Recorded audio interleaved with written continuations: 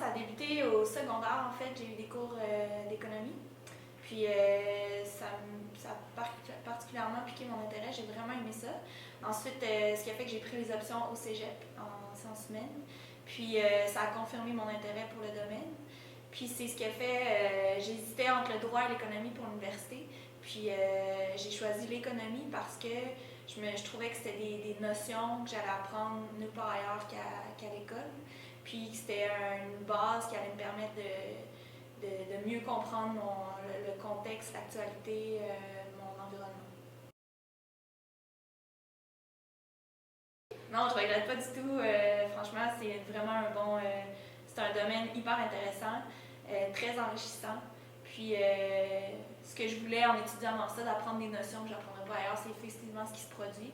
Puis, ça m'amène à faire affaire avec des gens qui ont une expérience incroyable puis qui ont fait beaucoup pour la société.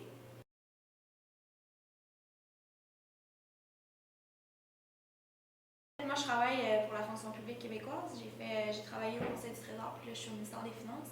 Puis, il y a peut-être une espèce de, on peut dire peut-être un préjugé pour les employés de la fonction publique. Puis, je voudrais juste mentionner que c'est, en tout cas, en tant qu'économiste, c'est pas du tout fondé. Puis, mon travail est très intéressant. Je touche beaucoup à l'actualité. Je comprends, j'arrive au jour le jour à me poser des questions sur ce qui se passe, comment ça pourrait être fait, comment ça pourrait être amélioré. Puis c'est vraiment, c'est un endroit où je recommanderais de travailler. C'est franchement très intéressant.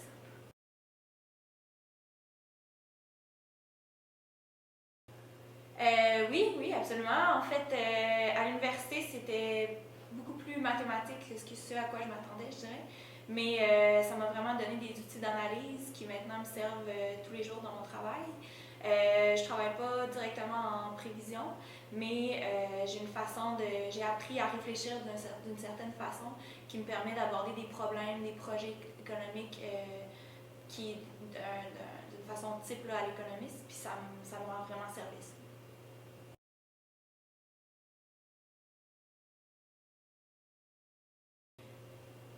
Un économiste, ça prend quelqu'un qui a un très bon esprit d'analyse, qui est capable d'inclure plusieurs facteurs dans une prise de décision, qui peut regarder un problème avec de différentes positions. Euh, Ça prend les mathématiques, quelqu'un qui aime les maths, ça c'est certain. Puis, travailler en équipe, oui, je pense que c'est important dans tous les domaines, dans le nôtre aussi. Les caractéristiques typiques là, pour l'économiste, là, je dirais que c'est surtout ça. C'est l'esprit d'analyse, puis il faut faire preuve souvent de jugement pour déterminer la réponse à laquelle on doit arriver.